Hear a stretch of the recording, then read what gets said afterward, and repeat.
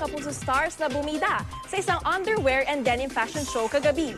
Umani ng malakas na tilian ang pagrampa ng tambalang Tom Den at ni primetime queen Marian Rivera. Yan ang chika ni Lars Santiago.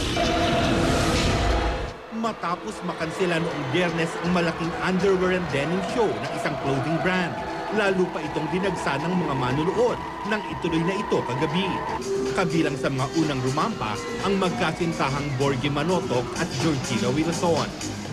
Ang Kapuso stars naman lalong nagningning sa catwalk sina Carla Abellana, Solen Yusaf, Isabel Daza, Rocco Nacino, Enzo Pineda, Pancho Magno, Martin Del Rosario, ang hardcourt heartthrob na sina Andre Paras, Jeric at Jeron Teng, at sina Richard Gutierrez at Sara Labati na umani ng tilian ng maghalikan sa entablado.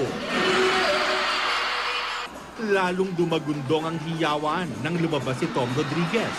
Mas lumakas pa ang sigawan nang sumunod kay Tom si Dennis Trillo na nakatambal niya sa may husband's lover.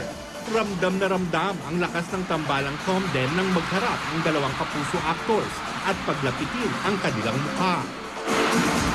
At ang finale, ang napaka-sexing si Marian Rivera. Walang tigil sa hiyawan ng fans habang rumarampa at kumakaway pa ang primetime queen. Masayang-masaya ang Kapuso stars sa malaking tagumpay ng show. Nagpapasalamat kami sa tagpunta rito para suportahan lahat ng artista. Worth it naman dahil naramdaman namin, natuwa yung mga tao sa mga ginawa namin sa stage. Ang sarap ng pakiramdam. Noong una di ako makapaniwala. Pero nung narinig ko yung mga sigawan, mas nabuhayan akong loob. Lars Santiago, updated sa Showbiz Happening.